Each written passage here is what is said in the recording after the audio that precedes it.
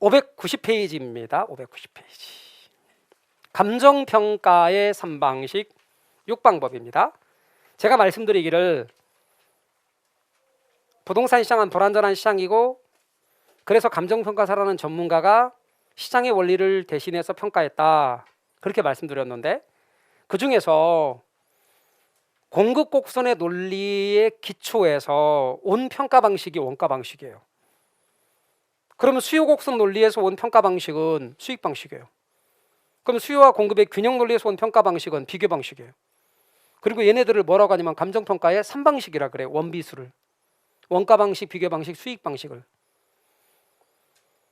그런데 그 특징이 원가 방식은 공급 곡선 논리니까 공급 가격 성격, 얘는 수요 가격 성격, 얘는 균형 가격 성격이에요. 그런데 그 조건을 말해보면 가액을 구하는 방법, 가액이 영어로 뭐라 했죠? 밸류라고 그랬죠. 근데 법규에서는 밸류를 가치라고 안 하고 가액이라 한다 했죠. 그리고 렌트인 임료를 구하는 방식도 있어요. 근데 가액을 구하는 방법을 원가법, 이렇게 구한 가액을 적산가액이라 그래요. 그리고 가액은 뭐다? 밸류라고. 법에서는 밸류를 가치라고 안 하고 가액이라고 한단 말이에요. 임료는 렌트예요. 일본에서는 임대료, 임차로 안 하고 가치 중립적인 임료라고 표현했어요. 그 임료를 구하는 방법은 적산법, 적산임료. 자, 여기서 가액을 구하는 방법이 있을 거예요. 여기서도 그렇고. 그럼 여기서 가액을 구하는 방법은 수익환원법, 수익가액, 수요곡선 논리. 그리고 임료를 구하는 방식은 수익분석법, 수익임료. 그럼 여기서 가액을 구하는 방법은 거래사례 비교법, 비중가액, 임료면 임대사례 비교법, 비준임료.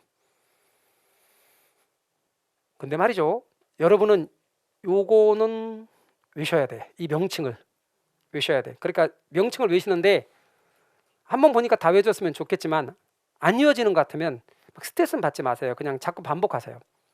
그래서 입에 좀 붙들어. 근데 시험은 그 내용의 공부로 들어가면 자, 단어는 알고 계셔야 돼. 용어는 다 알고 계셔야 돼. 왜냐면 원가법이란 하고 시험에 나오고 적산법이란 하고 시험에 나오니까 용어는 알고 계셔야 되는데 그 내용은 가액을 구하는 방법만 시험에 나와요. 지난 10년 동안. 그러니까 6방법 다 안 하고 가액을 구하는 방법 3개만 할 거예요. 그러면 어떤 부동산이 있는데 얘를 감정평가 했거든요. 근데 적산가액으로 구했는데 1억 원이래. 비중가액으로 구했는데 이게 시장성이 되게 있어서 2억 원이래. 수익가액으로 구했는데 수익성도 조금 있는데 1억 5천이더래. 1억 5천만 원이래. 그럼 도대체 평가액이 얼마냐는 거야. 이건 최종적인 평가액이 아니에요. 그럼 이런 걸 뭐라고 하는데? 시상가액이라 그래. 뜻은 무슨 뜻인데? 마치 임시로 계산한 가액인 것처럼. 임시로 계산한 가액인 것은 이 세 개를 어떻게 해서 조정해서 시상가액을 조정해야 돼. 그럼 시상가액 조정이란 3방식에 의해서 구한 시상가액을 상호 관련시켜서 시상가액 격차를 조정해줘야 돼. 그래서 최종적으로 조정하는 방법은 심화 때 제가 얘기할 거예요. 그랬더니 예컨대 1억 7천이다 이렇게 나왔다고 쳐. 조정해서. 그러니까 이렇게 이게 바로 최종적인 감정평가액이고 이것을 조정하는 과정을 뭐라고 한다? 시상가액의 조정이라 그래. 그래서 이걸 어떻게 조정할 건지는 제가 심화 과정에서 이야기를 할 거예요. 돌아와서 아무것도 아니에요. 근데 시상가액은 최종적인 평가액이다 아니다? 아니다. 그럼 최종적인 평가액을 구하려면 뭐 해야 된다? 시상가액 조정해야 된다. 그럼 얘네들은 시산임료다. 제 말 이해가 되셨어요? 다만 우리 시험에 그 부분에 대해서는 지난 10년간 나오지 않았으니 가액을 구하는 방법을 위주로 할 겁니다. 근데 뭐가 나오지 않았다는 얘기냐면 그 내용이 나오지 않았다는 얘기지 단어는 나왔어. 그러니까 단어는 알고 계셔야 돼요. 뭐가 뭔지, 뭐 구하는 법이 뭔지. 6방법의 명칭은 알고 계셔야 된다. 근데 문제가 너무너무 쉽게 나왔기 때문에 이 명칭만 잘 알면 다 잡을 수가 있어요. 그럼 우리는 순서대로 원가법 할 거고 거래사례 비교법 할 건데 이것과 원리가 똑같은 공시가 기준법도 같이 하고 수익환원법 요 순서로 나가자는 말이에요. 그 원가법부터. 자, 그럼 원가법부터 볼 거예요. 책 592쪽. 원가법으로 가요. 자, 원가법으로 갈 텐데 어떻게 할 거냐면 잠깐만 여기 있는 물건을 여기 흑판 주개가 있거든요. 근데 이 흑판 주개를 감정평가 한다고 쳐요. 얘가 3년간 사용했더니 이렇게 생겼대. 그렇다면 이것과 똑같은 새 것은 다시 만든다면 얼마냐? 얘가 1,000원이래. 얘 1,000원이래. 근데 얘는 3년간 사용했는데 300원어치가 감가가 된 상황이에요. 300원어치가 감가가 됐대. 그럼 감가가 된 부분은 제가 공제 빼는 거라고 그랬어요? 가산 더하는 거라 했어요? 감가는 무조건 빼기야. 그래서 빼기에 얘를 빼야 돼. 300원어치를 빼요.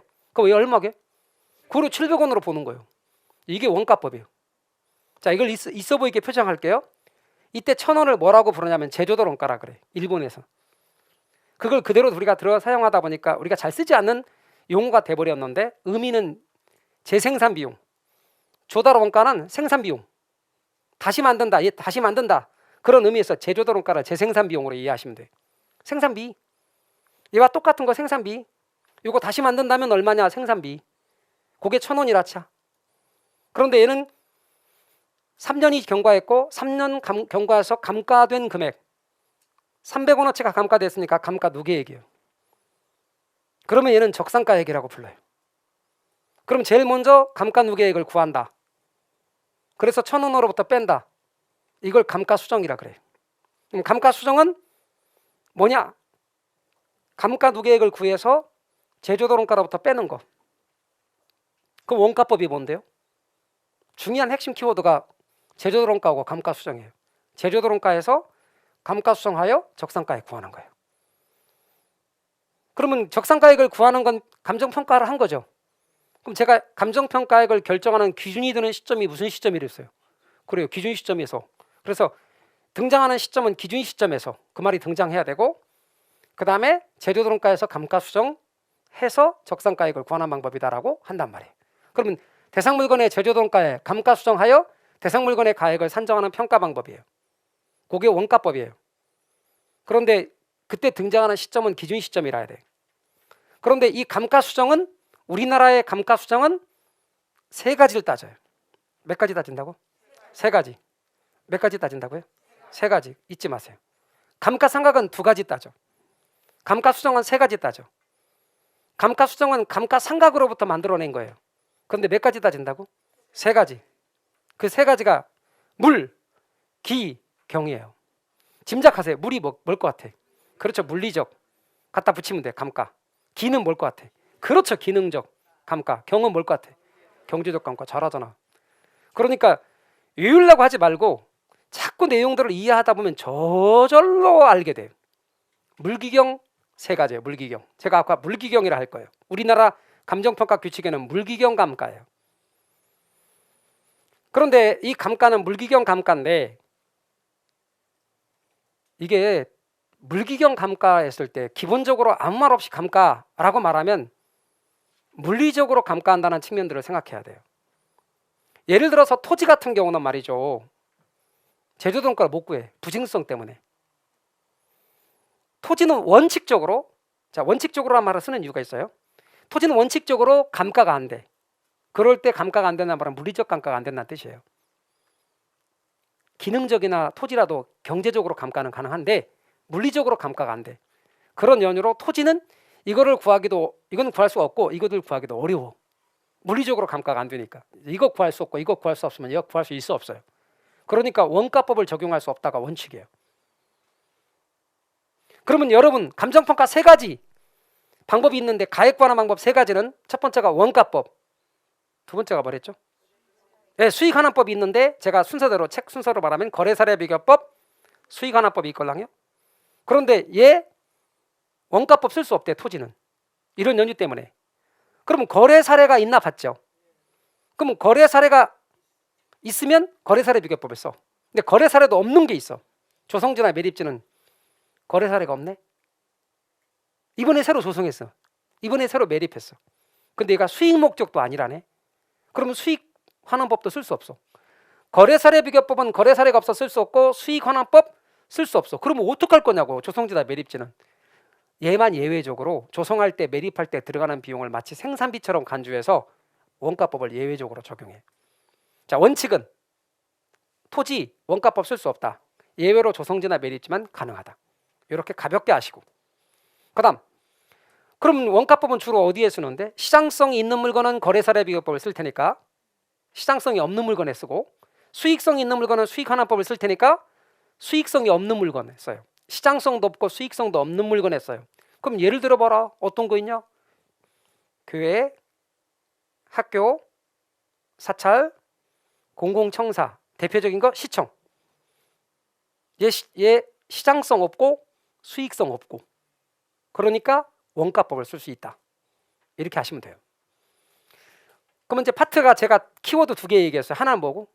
제조도론가, 또 하나는 감가수정. 파트는 그래서 둘로 나눠져요. 그러면 자, 먼저 순서는 제조도론가 먼저 하고 감가수정 나중에 할게요. 자, 순서 제조도론가. 우리말로 말을 표현해 보면 재생산 비용.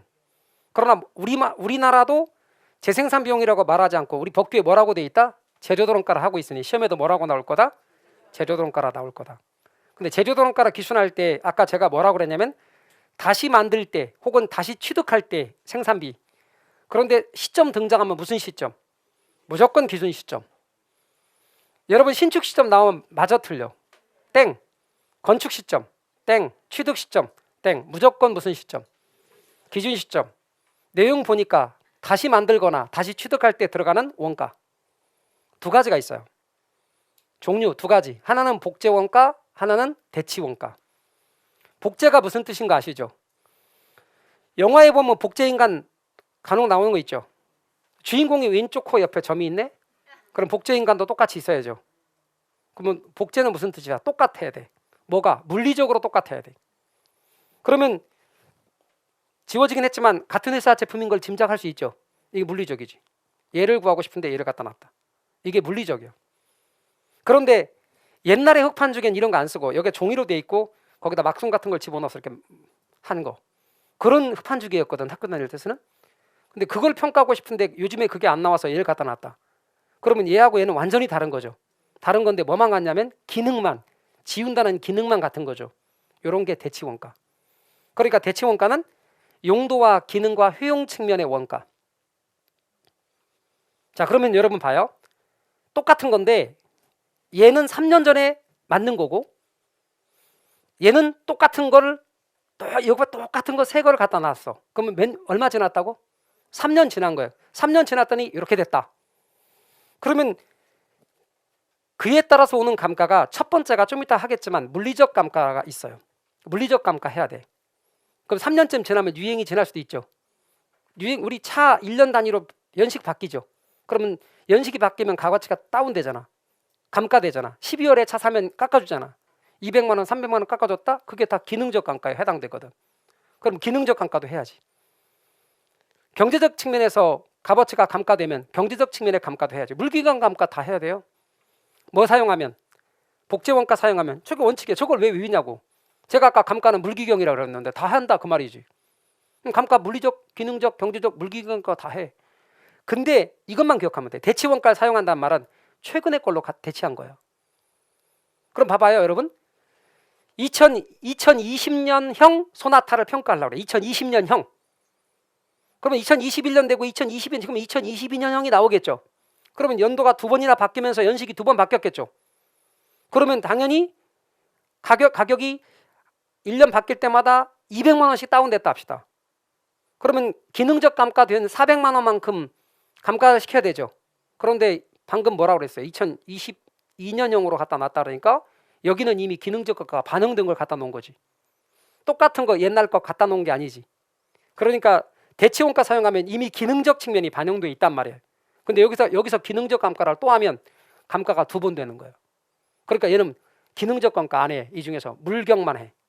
다시 말하면 기능적 감가 안 한다고. 그러면 제가 설명한 이야기 방금 자 기능적 감가 대치원가를 갖다 놓으면 기능적인 요소가 이미 반영돼 있기 때문에 기능적 감가를 하지 않는다. 하게 되면 2번 감가는 셈이 된다. 이렇게 말한 걸 잘 모르셔도 돼. 그냥 여러분은 원래 감가는 물기경인데 대치원가 쓰면 기 안 한다. 그래서 여러분은 대치원가 쓰면 뭘 안 한다고? 기능적 감가 하지 않는다. 그래서 대기하지 않는다라고 알고 계시면 돼. 대기하지 않아. 대치원가, 기능적 감가, 대기하지 않는다고. 나머지는 다 해. 물기경만 계속 기억하면 돼. 물기경. 이거 위지 마. 물기경이에요. 근데 여기서는 뭐 안 한다고? 대기하지 않아. 기능적 감가만 안 해. 그것만 딱 알면 돼. 그 다음 또다시 비교할 때 자, 잘 봐봐요. 여러분 감정평가사 갑이라는 사람과 을이라는 사람이 평가를 했네. 근데 두 사람의 평가액이 달라. 완전 달라. 그러면 신뢰도가 높아, 낮아? 낮아요. 근데 평가가 거의 똑같아. 그러면 신뢰도가 높아. 이렇게 편차가 클수록 신뢰도가 떨어져요. 편차가 작을수록 신뢰도가 올라가고. 근데 편차는 왜 생기냐면 평가사 주관 때문이거든요. 근데 주관은 어디서 개입되냐면 감가 과정에서 개입돼. 그러면 이걸 사용하면 편차가 생길 여지가 몇 군데? 세 군데. 이걸 사용하면 몇 군데? 두 군데. 그러면 둘 중에서 어느 걸 사용하는 게 편차가 적을 것 같다? 대치원가. 그래서 이론적으로 볼 때 대치원가가 설득력이 있는 거예요. 편차가 적어. 근데 현실에서 막상 똑같지 않은 걸 갖다 놓는 게 쉬운 게 아니라니까. 제일 편한 게 뭔지요? 똑같은 거 갖다 놓는 게 제일 편해. 그러면 현실적으로 볼 때는 대치원가가 편해, 복제원가가 편해? 복제원가가 편하단 말이에요. 그게 실무적으로 복제원가를 채택하는 게 편하다, 유용하다 그 말이에요.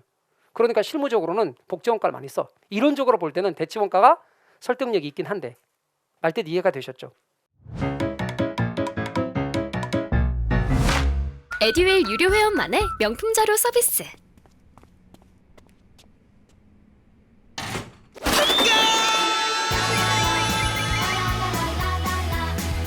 고퀄리티 명품 자료의 혜택. 오직 에듀윌 유료 회원에게만. 에듀윌. 그다음 건물의 제조도론가. 건물. 내가 짓는 걸 자가건설이라 그러고 전문가한테 맡기는 걸 도급건설이라 그래요. 다시 내가 짓는 건 자가건설, 전문가한테 맡기는 건 도급건설. 내가 짓거나 전문가한테 맡기나 무조건 다 도급건설에 준하여 처리해요. 비용 명세서가 정확하게 나와 있거든. 내가 지어도 그래. 도급건설에 준하여. 자, 그럼 전문가한테 맡길 거거든요. 자, 건물 짓는 거 건물 맡길 거야. 그랬더니 이렇게 말하는 거예요. 건물 도급 비용이 4억이고 부대 비용이 5천이야. 그럼 얼마 있어야 돼? 4억 5천이 있어야 돼. 그게 건물의 제조돈가예요. 그럼 제조돈가는 크게 둘로 구분해. 도급 맡길 때 비용하고 부대 비용으로 나뉘어줘요. 그럼 도급 맡길 때 비용과 부대 비용이에요. 근데 도급을 맡기는데 전문가 갑에게 맡기는 것하고 을에게 맡기는 것하고 병에게 맡기는 것하고 다르면 안 되겠죠. 그러니까 이걸 표준화 시켜놨어요. 갑에게 맡기나 을에게 맡기나 병에게 맡기나 4억. 도급 맡길 때 비용, 그게 도급 비용인데 표준화 시켜놨다고. 그럼 표준화된 도급 건설 비용 이렇게 4억이래요. 그리고 부대 비용이 5천이라고 합시다. 그럼 먼저 이것부터 설명해요. 도급 건설비가 4억이라는 이래서 전문가한테 맡겼는데 4억이래서 그럼 4억이 뭐예요 내역이? 그랬더니 벽돌값 있지, 시멘트값 있지, 자갈값 있지, 모래값 있지, 철근값 있지. 요래 말하는 건 직접공사비라 그래요. 근데 외우시지 말아요. 직접공사비라 그래. 그런데 건물을 지으면 설계해야 돼. 설계비 줘야 되죠. 전문가한테. 설계비. 되게 멋있게 설계했거든. 그대로 짓는지 전문가가 지켜봐야죠. 그런 걸 감리한다 그래. 감리비. 그런 건 간접공사비. 싸잡아서 얘네들을 공사비라 그래. 근데 건물은 공사비 갖고 올라가는 게 아니에요. 공사비에다가 플러스 뭐가 있어야 돼? 그 일을 하는 사람의 이윤이 있어야 돼. 그 일을 맡는 사람의 이윤이 있어야 된다고. 그래서 항상 적정 이윤이 들어가 줘야 돼. 그거 말하고 싶은 거예요. 근데 아까 제가 그랬죠. 자가건설도 뭐 한다고? 도급건설에 준하여 처리하니까 수급인의 적정 이윤 계산에 넣어야 안 넣어요? 넣어요. 자, 두 가지 기억하셔야 돼. 표준적인 도급건설 비용에 적정 이윤 들어간다 안 들어간다? 들어간다. 자가건설이라도 적정 이윤 포함시킨다 안 시킨다? 시킨다. 그거야. 이런 거 외우고 계시는 분, 이런 거 외우고 계시는 분, 그냥 뭐가 중요한지 모르는 거예요. 그냥 이건 설명드리는 거고. 제가 방금 말한 게 중요해요. 도급건설비에 뭐가 들어간다? 적정 이윤 들어간다. 그러므로 자가건설이라도 적정 이윤 들어간다. 그럼 부대 비용이 뭐냐? 여러분 건물을 이렇게 지을 때 현장이 있어요. 현장이 있는데 현장 누군가가 지휘를 해야 될 거 아니야. 그걸 감독이라 그래. 그러니까 말은 이제 감독이지만 일하는 사람들 동료도 하고 수고한다고 막걸리도 사주고 이렇게 하면서 동료를 하고 전체를 감독하는 사람을 현장 감독이라 그러죠. 감독비. 여러분 건물 짓고 나면 세금 내야 돼 안 내야 돼? 등기할 때 등기비 들어가 안 들어가요? 다 들어가. 그래서 세금이나 아니면 등기 비용이나 현장 감독비나 이런 것들을 다 싸잡아서 통상의 부대 비용이라 그래. 그럼 일반적으로 얼마만큼의 규모는 얼마만큼의 비용이 들어간다는 게 나오겠죠 대충. 그러니까 일반적인 비용이라 해야 돼. 통상의라는 말은 일반적인 부대 비용. 그게 5천이래. 그럼 이게 4억이고 이게 5천이래. 그러면 합쳐서 4억 5천이 건물의 제조동가다 이렇게 나오는 거예요. 근데 토지는 조성지나 매립지는 예외적으로 조성지나 매립지는 제조동가가 있는데 아까 제가 그랬어요. 토지만 예외적으로 이렇게 있지만 그리 중요한 건 아니에요. 건물이 중요해요. 그래서 건물의 경우를 여러분이 기억을 잘 하셔야 돼요. 문제에다 대입할게요. 제조동가 설명 옳은 걸 고르래요. 이렇게 나오면 돼, 안 돼? 안 되니까 제끼라고. 뭐가 나와야 되는데? 그래, 기준 시점 눈에 들어오면 되잖아요. 틀렸네? 제가 말하는 게 그거라고. 꼼꼼하게 읽어서 만나튼이라 고민할 필요가 없다니까. 이러면 안 된다니까. 땡! 그 다음에 자가건설한 경우라도 도급건설한 경우에 준하에 처리한다 그랬죠. 맞는단 말이죠. 대치원가 나왔어. 그러면 기억할 게 뭐를 안 한다고? 대기하지 않는다 그랬어. 그러니까 기능적 감가 하지 않는 거지. 그러니까 물리적 감가는 해야 돼. 물기경에서 다 해. 물리적도 하고 경제적도 해. 대기만 안 하는 거야. 그러니까 물리적 감가 필요하지만 기능적 감가 하지 않는 거지. 제 말 이해가 되셨어요? 그 다음에 제조동가 구성하는 표준적인 건설비 아까 이윤 들어간다 했어? 안 들어간다 했어? 들어간다 그랬잖아요. 그 다음에 여러분 효용이나 기능을 강조하면 복제원가요? 아니면 대치원가요? 대치원가지. 복제원가는 물리적이라 그랬죠. 그러니까 여기가 물리적 나와야지. 그러니까 효용 나왔으니까 얘는 대치원가가 된다 그 말이죠. 자, 눈에 들어와요? 그럼 눈에 들어오면 되는 거예요. 그렇게 우리가 기출 훈련하면 답을 잘 짓게 돼요. 됐죠? 앞에 이런 거 문제 풀기 위해서 배운 것들, 그런 지식들이 약간씩은 필요하단 말이죠. 답을 잘 찍기 위한 걔네들이 뭐가 돼? 우리 답을 잘 찍기 위한 하나의 일종의 배경 지식들이 되면서 탁 잘 찍어내는 거예요. 남들한테 야무지게 설명 못해도 돼요. 간혹 가다가 복도나 그런 데서 막 설명해주고 그러더라고. 주로 민법을. 그리고 자기는 설명 받은 사람은 민법 잘 나오고 자기는 민법 안 나오고 점수. 답 잘 찍으면 돼요. 아셨죠? 스트레스 받지 마요. 그 다음 감가수정으로 가자고요. 제가 아까 뭐라고 그랬냐면 아까 되게 긴 게 하나 있다고 그랬죠. 설명에. 시장가치. 28회 때 되게 길어서 몇 줄 나왔다 그래서 5줄. 그런데 얘도 길어. 5줄이야. 같이 28회 때 선택지로 나온 거예요.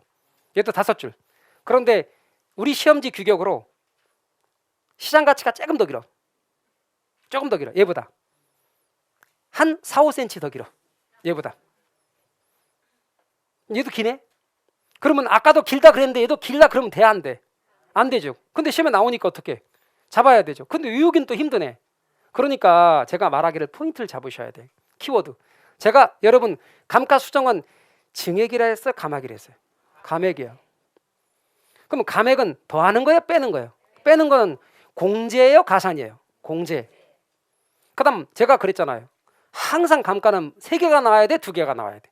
3개. 뭐뭐뭐 3개. 그래요. 물기경. 물기경 어딨냐? 물기경 이렇게. 그 다음에 시점 나오면 무슨 시점이랬어요? 그래 기준 시점. 끝이야. 제가 말한 거만 위에는 안 바꿔. 시험이 제가 말하는 것만 바꾸게 돼 있어요. 쏙 슬그머니 가산이라고 나와버렸네. 그거 못 찾아요. 다 똑같고 여기다 슬그머니 가산 이렇게 나온 거예요. 그리고 조심하시란 말이지. 그래서 여러분이 제가 말한 것만 딱딱 짚으시면 돼요. 그렇다고 또 여기다 체킹해 드렸다고 막 글자 찾아갖고 동그라미 치고 이래 안 해도 다 잡혀. 감가는 감액하고 공제하는 거야. 물기경 3개를 기억하라고 그랬어. 시점은 기준 시점이라 했어요. 나중에 다 잘 찾아요. 걱정하지 마요. 자신을 믿으세요. 지금 못 믿어서 뭔가 적고 싶잖아. 그치? 막 적어봐. 나중에 또 그거 어디다 적었는지 모르고 이거 왜다 동그라미 왜 쳤어? 그러고 그래요. 나중에 가서 비교표가 있어요. 우리 자료에 있고 책에 있어요. 시험에 비교한 내용이 나와. 그럼 비교한 내용이 나오는데 그거 다 외우면 좋겠는데 또 이게 외워지냐고. 표는 보기만 좋은 떡일 뿐이지 먹기 좋은 떡은 아니에요. 한눈에 일목요연하게 딱 보이긴 해. 그런데 딱 들어오진 또 않아. 그러니까 제가 누차 말하기를 여기서부터 삼각에서부터 수정 따온 거라 그랬어요. 근데 물기경 중에서 얘는 2개요? 3개요? 얘는 2개, 얘는 3개라 그랬어. 그럼 얘는 물기만 따져. 얘는 물기경 다 따지고. 그럴 때 얘는 기업회계나 세무회계에서 원래 쓰는 표현이에요. 삼각이란 표현을 쓴다고. 기업회계나 세무회계에서. 그리고 얘는 저기서 따온 거야. 감정평가에 쓰기 위해서 만든 용어예요. 얘는 자동차 사서 보험 들었을 때 자차를 평가하는 방식이 이거라고 생각하면 돼요. 여러분이 중고차 내다 팔 때, 저 중고차 시장에 내다 팔 때 평가하는 방식은 이거라고 생각하면 돼. 그럼 이제 차를 샀어. 그랬더니 처음에 이제 내역서 처음 차 인수받기 전에 얼만겨 하고 물으니까 이제 비용 명세서를 갖다 줬어. 거기에 뭐 차량 가격 얼마, 그런데 차량 가격 얼마, 할인 좀 해줬대. 공급 가격 얼마. 그러면 그 최초에 여러분이 낸 그게 뭐야? 취득 가격이야. 취득 가격이 바로 내 장부에 기입되는 장부상 가격이에요. 그래서 여러분은 취득 원가 내지는 취득 가격 기준으로 하는 게 얘예요. 얘는 항상 취득한 금액을 기준으로 해요. 그런데 얘는 제조동가 기준이에요. 이 말 이해가 되셨어요? 얘는 뭐 기준이라고요?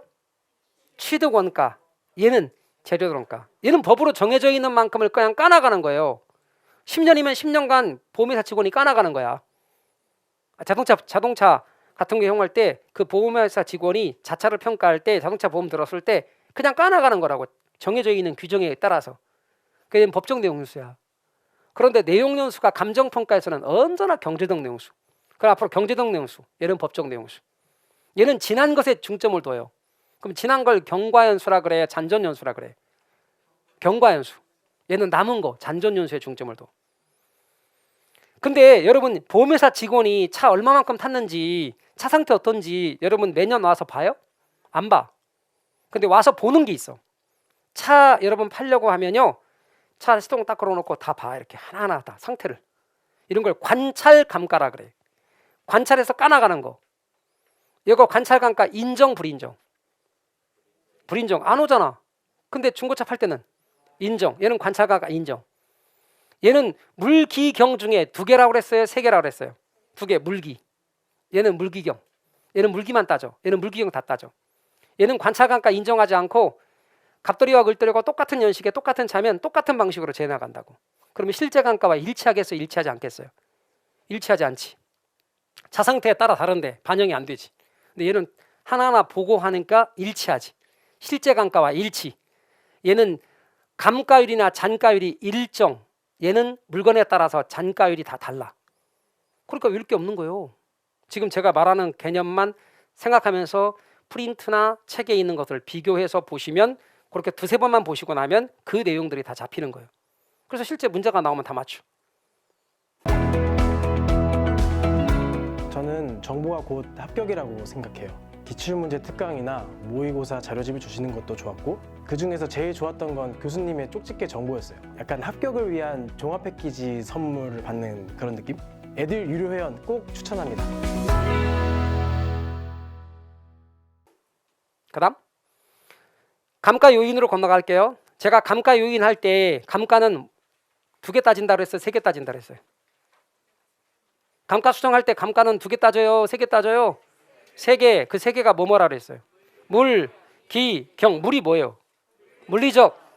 기는 기능적. 경은 경제적. 이렇게 3개 따진다고. 물기경이에요. 물기경만 따진다고. 우리나라 감정평가에서는 물기경 3개를 따진다고. 물이 뭔데? 물리적인 상태. 예를 들면 사용을 하니까 마멸 파손됐다고. 혹은 시간이 흘러감에 따라 노화되거나 이렇게 손상이 된 것. 이런 걸 물리적 감가인데 이 물리적 감가는 치유가 될 수도 있고 치유가 안 될 수도 있어요. 그러니까 치유가 된다는 말이 무슨 뜻이냐면 치유 비용하고 가치 상승분을 비교해 보니까 치유 비용이 예를 들어 1억인데 가치 상승은 그 이상이 되면 치유 가능이고 치유 비용은 1억인데 가치 상승분이 그보다 작으면 치유 불가능해요. 예를 들어 볼게요. 아까 5층짜리 상업용 빌딩이라고 그랬어요. 5층 상업용 빌딩이라고 그랬어요. 엘리베이터가 없네. 그런데 여유 공간이 똑같은 곳에 있어서 그걸 뚫어서 엘리베이터를 놨어. 근데 비용이 이게 얼마짜리냐면 지금 4억 원인데 엘리베이터를 놓는데 비용이 5천 들었다네. 5천 비용이 들었어요. 그런데 엘리베이터를 놓고 나니까 5억이 됐대. 그러면 가치 상승이 1억 됐죠. 그런데 비용은 치유 비용은 5천 들었으니까 치유 비용보다 가치 상승분이 크니까 이건 치유 가능한 감까지. 그런데 이런 상황이 있어요. 건물에 아무리 봐도 여유 공간이 없어. 엘리베이터를 놓을 데가 없네. 그래서 그 옆에다가 땅을 이만큼 더 샀어. 그래가지고 건물을 이렇게 확장 증축했네. 그래서 엘리베이터를 놨어. 비용 10억 들었어. 가치는 1억 올라갔네. 치유 불가능한 감까지. 그러니까 치유 가능과 불가능의 의미를 알아두십시오. 그래서 얘는 치유가 될 수도 있고 안 될 수도 있어. 제 말 이해가 되셨어요? 농으로 말씀드리면 농담으로 말씀드리면 공부를 여러분이 열심히 하면 여러분의 얼굴이나 그런 데서 나타나는 증상이 이런 증상이에요. 한 6개월 동안 하면 이렇게 돼. 이렇게 돼. 이렇게 돼. 이렇게 돼. 좀 나타나. 이렇게. 근데 너무 걱정하지 마. 나중에 합격하면 치유가 다 돼서 나타나.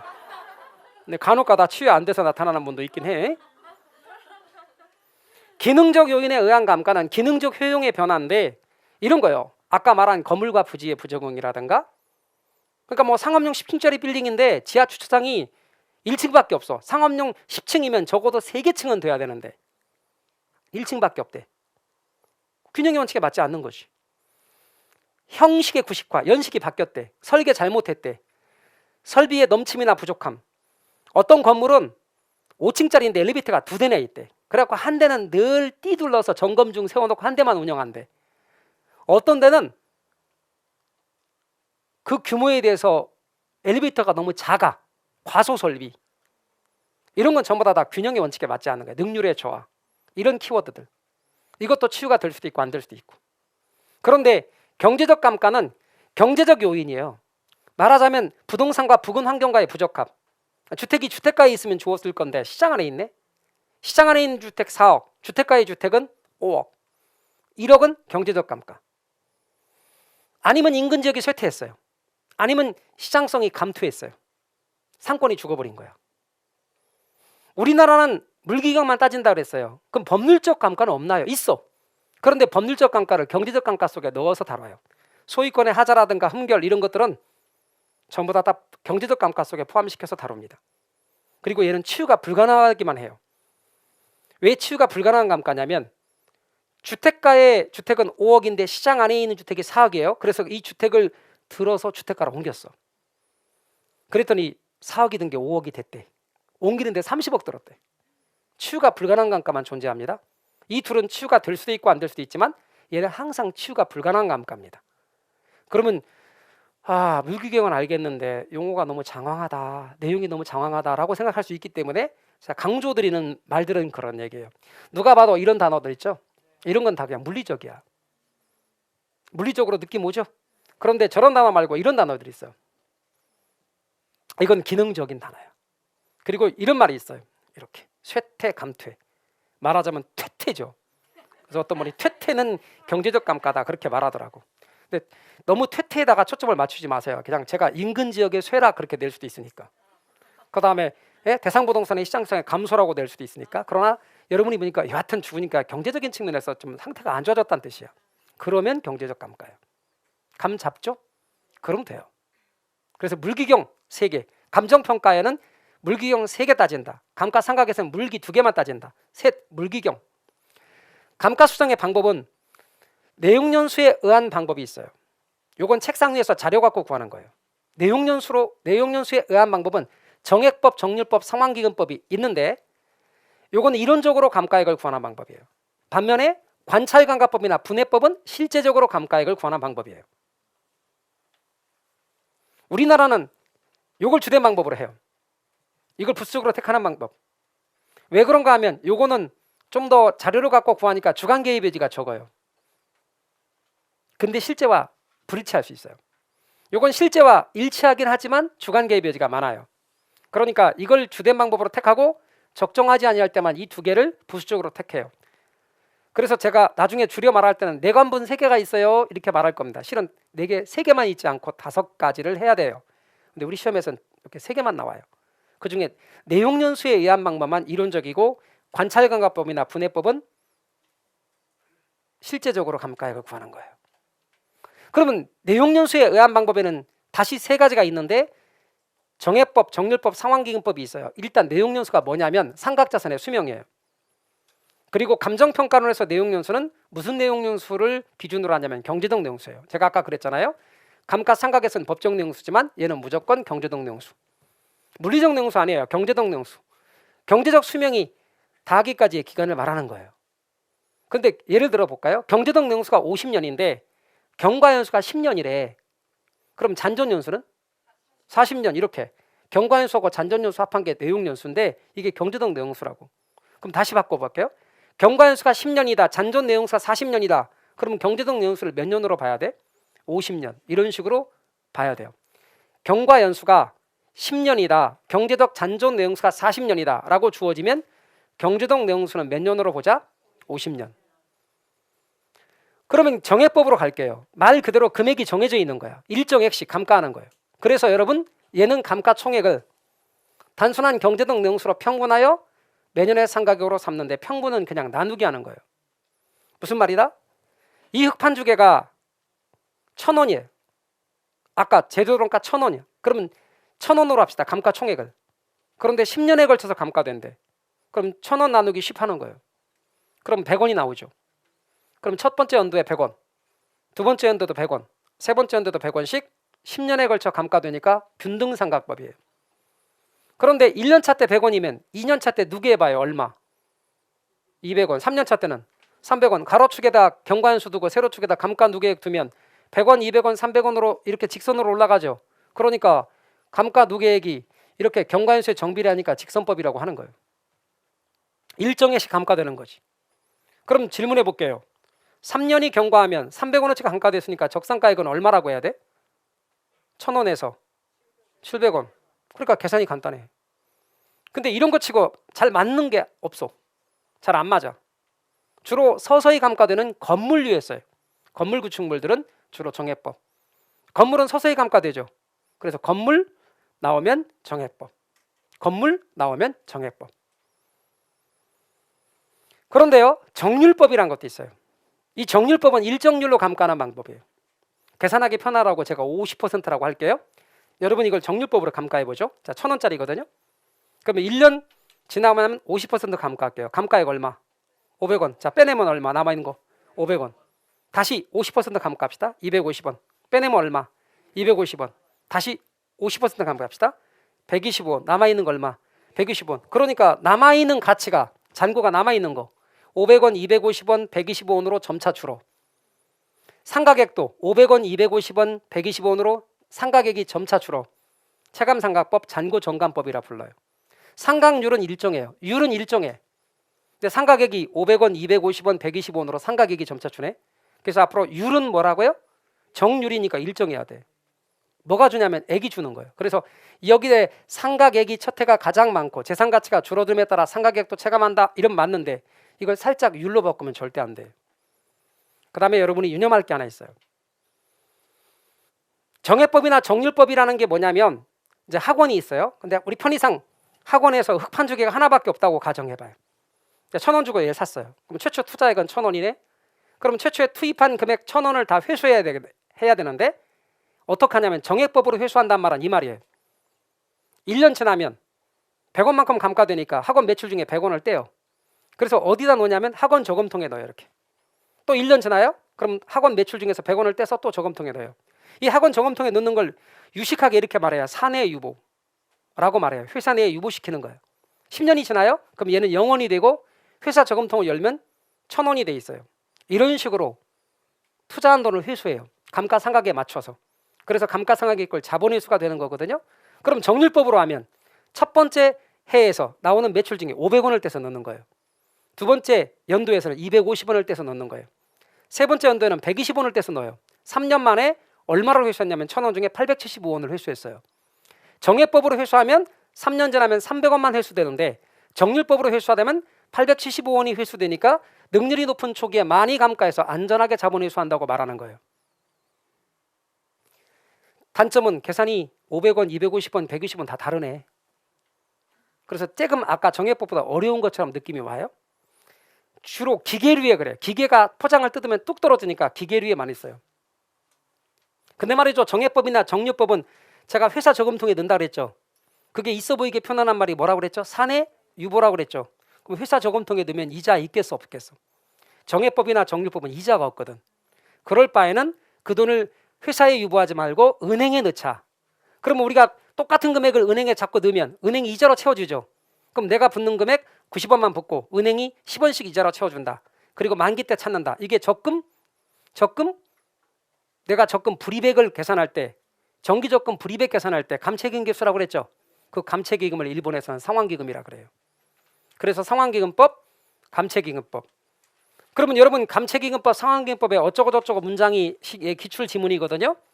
그러면 말이 어렵네. 뭐 신경 쓰지 말고 여기서 기억할 건 딱 두 가지예요. 복리계산이라고 그랬죠. 이자라고 그랬죠. 이런 말은 상환기금법에만 나오는 말이야. 그럼 앞으로 여러분 복리계산 어쩌고 저쩌고 이자 어쩌고 저쩌고 나오면 무조건 상환기금법이에요. 그래서 정해법이 있고 정률법이 있고 상환기금법이 있다. 제가 알려드리지 않은 것들은 절대 하지 마요. 그다음 관찰감각법과 분해법은 부동산 보면서 하는 거예요. 그럼 관찰감각법은 뭐냐? 부동산을 보면서 평가사 전문가가 관찰하면서 구하는 거예요. 관찰하면서 물기경을 관찰해서 감가하는 방법, 그게 관찰감각법이고, 분해법은 뭐냐면 물리적 감가액 따로 구하고 기능적 감가액 따로 구하고 경제적 감가액을 따로 구해요. 이렇게 세분해, 물기경으로 세분해. 그래서 각각 구해. 그래서 합산해, 물기경을. 그래서 앞으로 여러분이 보면 이렇게 각 세분한다, 별도로 측정한다, 합산한다 나오면 분해법이고, 관찰해서 구한다 그럼 관찰감각법이고. 되게 쉬워요. 재를 기술할 때는 꼭 이 말이 들어가야 돼. 근데 얘를 기술할 때는 이렇게 세분은 나눈다, 물기경으로 나눈다, 각각 구한다, 합산한다. 이게 분해법. 둘 다 장점은 보면서 하기 때문에 실제와 일치하지만 단점은 주관이 개입될 여지가 있어요. 이게 원가법.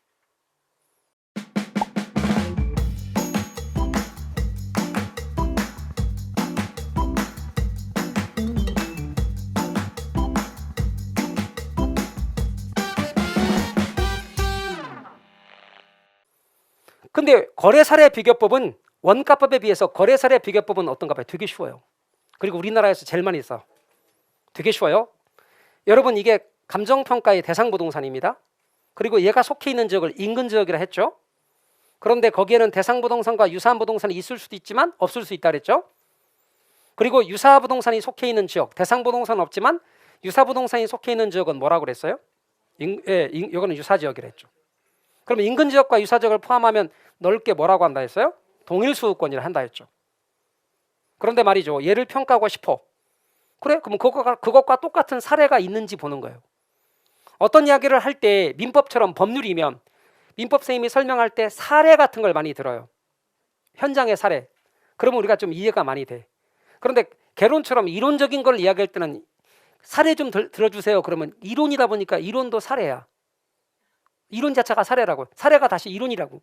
그래서 원리를 이해 못하면 사례를 예를 들어서 잘 이해가 안 돼. 그러다 보니까 완전히 현실적인 이야기들을 제가 예를 드는 거예요. 탁 띄어서. 그래서 이렇게 말하는 거예요. 얘를 구하고 싶은데 얘와 똑같은 게 실제 거래가 된 적이 있는지 보자 그 말이에요. 그리고 얘를 갖고 얘를 평가하는 거예요.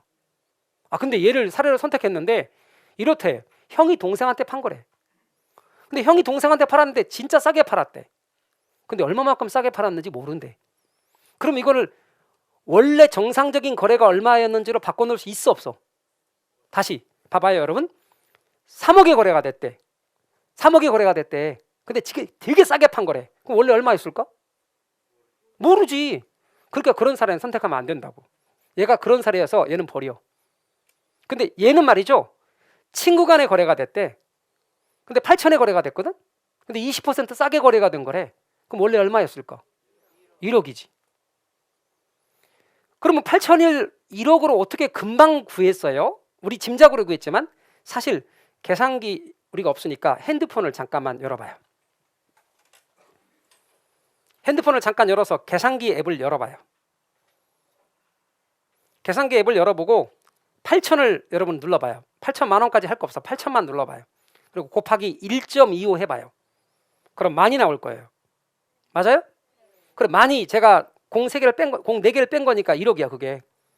그러니까 좀 1억으로 바꾼 거야. 뭐를 곱했더니 8천에다가 1.25를 곱했더니 8천만 원에 1.25를 곱했더니 1억이 됐네. 그때 1.25를 뭐라고 하냐면 사정보정치라 그래요. 그거 어떻게 계산하는지는 심화 때 제가 알려드리는데 진짜 쉬워. 그래서 여러분 사례부동산을 선택했는데 걔가 8천이래요. 근데 걔가 친구 간에 거래가 된 사정이 개입됐네. 그러니까 그렇지 않은 상태로 정상화시켜. 그걸 사정보정이라 그러고 수치로 아까 제가 1.25가 나왔다 그랬는데 되게 쉽다 그랬어요. 여러분은 짐작으로 아까 구했어. 그거 몰라도 1억이라고 말했다고. 그게 사정보정이에요. 그 다음에요, 이제 사정보정 신경 쓰지 말고 얘가 거래가 됐던 시점을 봐. 근데 1년 전에 거래가 됐대. 이렇게 2021년 2월 1일 날 거래가 된 거래. 근데 얘 기준 시점이 언젠가 보니까 2022년 2월 1일이래. 그럼 이거 사례하고 즉 사례가 거래가 됐던 시점하고 기준 시점하고 차이가 1년 나죠. 1년 동안 가격 변동이 10%래.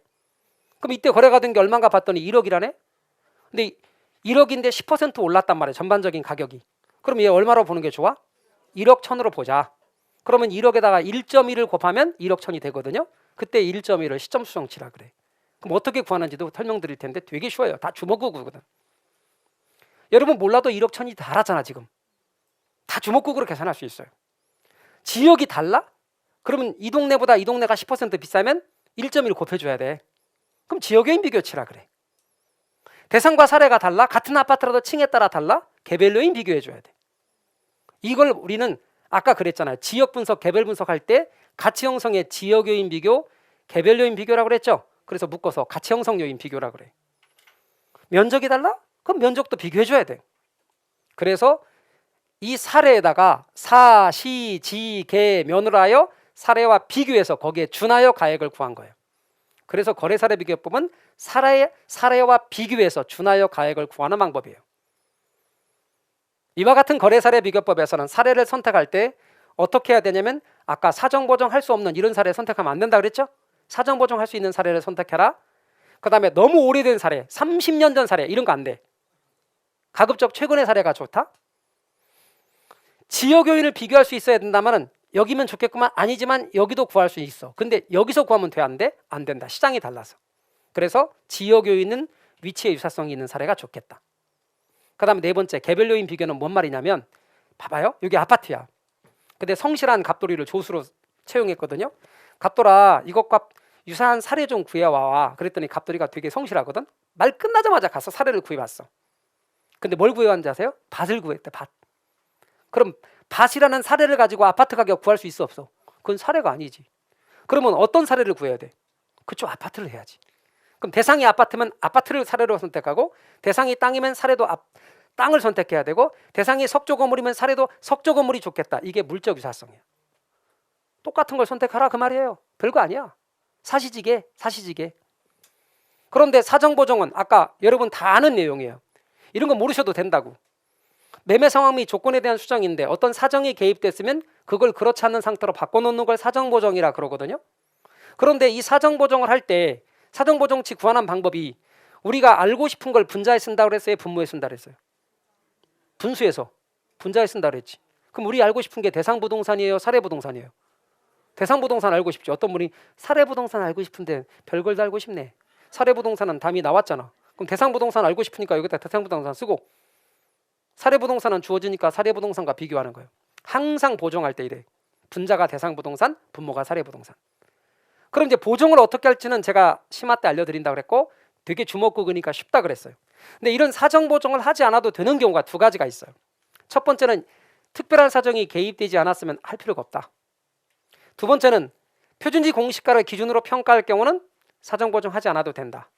제가 그럼 프린트에는 사정 보정하는 방법을 넣어놨지만 여러분은 기억하지 않아도 되고 지금은 이렇게만 딱 아시라 그 말이에요. 그래서 여러분 표준지 공시가를 기준으로 평가하는 경우는 사정 보정이 이미 끝났다고. 사정 보정이 끝났기 때문에 사정 보정하지 않아도 된다고. 두 가지만 알고 계시면 돼요. 다시 한번 합니다. 사정 보정은 어떤 사정이 개입됐을 때 그것을 그렇지 않는 상태로 바꿔놓는 거다. 이거 기억하지 않아도 되고 사정 보정할 때는 분자의 대상 부동산이고 분모의 사대 부동산이다. 사정 보정하지 않아도 되는 경우는 특별한 사정이 개입되지 않은 경우라든가 표준지 공시가를 기준으로 평가할 때는 하지 않아도 된다. 그 다음 시점 수정. 시점 수정도 이거 외우지 않아도 돼요. 거래 시점걸 기준 시점에 맞춰서 수정하는 거예요. 시장 상황에 대해서 수정하는 거예요. 이런 시점 수정하는 방법은 두 가지가 있는데 지수법이라는 게 있고 변동률 적용법이라는 게 있어요.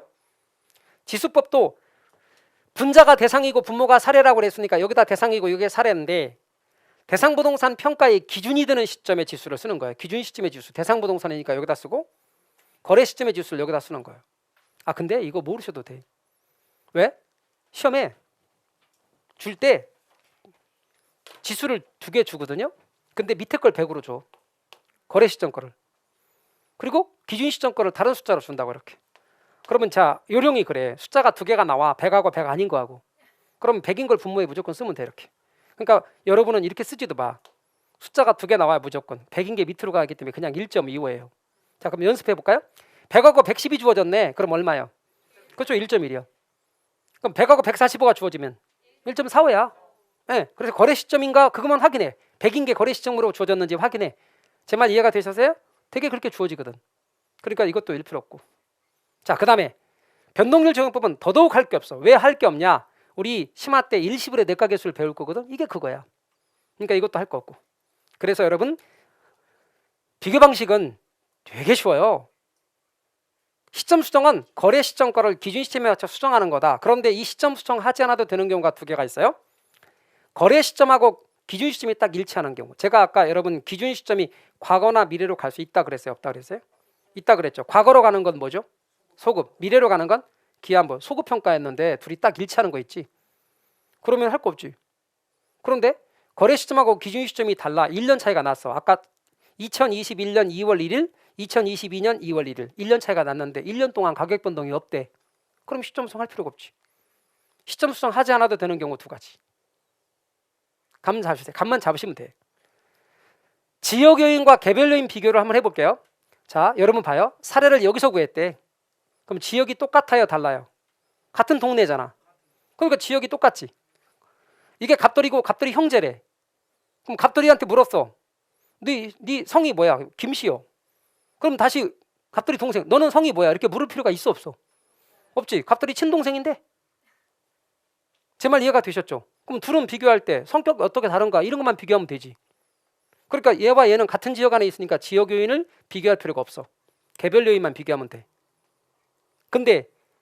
근데 요러면 갑돌이 친구래. 갑돌이는 너 성이 뭐야? 그러니까 김씨요. 갑돌이 친구는 너도 김씨야? 아니잖아. 물어봐야 될 거 아니야. 지역이 다르니까. 집이 다르잖아. 그러니까 지역 요인도 비교하고 개별 요인도 비교해야 된다 그 말이에요. 그럴 때 어떤 분이 그러면 사정 보정이나 시점 수정은 안 해도 되나요? 아니 그건 이미 했고 지역 요인과 개별 요인 비교 중에서 여기서 사례를 구하면 지역 요인 비교할 필요가 없고 개별 요인만 비교하라. 여기서 구하면 지역 요인, 개별 요인 다 비교하라. 그 말이에요. 거래 사례 비교법은 되게 간단해요. 원가법은 장단점을 강조 안 해 제가. 왜? 그게 시험에 나오지 않으니까. 그러나 거래 사례 비교법은 장단점이 시험에 나와. 첫 번째, 사례 가지고 하다 보니까 현실성이 있어요. 실증적이야. 설득력이 있어. 3방식에서 제일 많이 써요. 그리고 보편적으로 널리 사용돼. 건물도 거래사례법 쓸 수 있어요. 좀 이따가 뒤에서 원칙을 배우지만 그건 원칙일 뿐이고 시장성이 있으면 다 쓸 수 있어요. 그리고 되게 이해하기 쉬워요. 3방식 중에 제일 쉬워요. 근데 이 왜 그런 줄 아세요? 얘가 주목구구 비과학적이기 때문에 쉬운 거예요.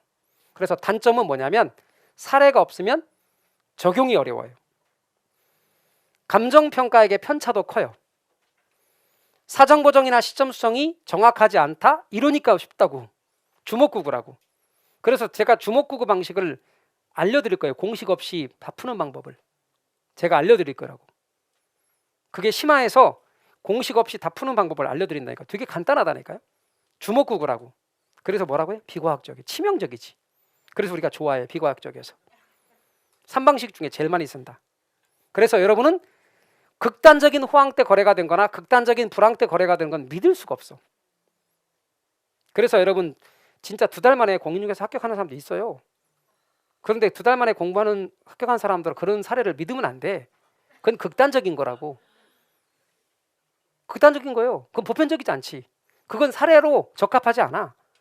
여러분처럼 보편적으로 공부하시는 분들의 사례를 갖고 이야기를 해야 된다는 거지. 그래서 거래사례 비교법이 갖고 있는 단점. 그런데 방금 말씀드린 이 동그라미 친 건 거래사례 비교법에서 나오지 원가법이나 수익환원법에서는 안 나와 이런 단어는. 그래서 앞으로 여러분 현실성, 실증적, 설득력 이런 말 나오면 아 거래사례 비교법 이렇게 알고 계시면 돼요. 거래사례 비교법과 원리는 똑같은 게 공시가 규준법인데 우리 쉬었다가 여기서부터 끝까지 가도록 할게요. 쉬었다 하시죠.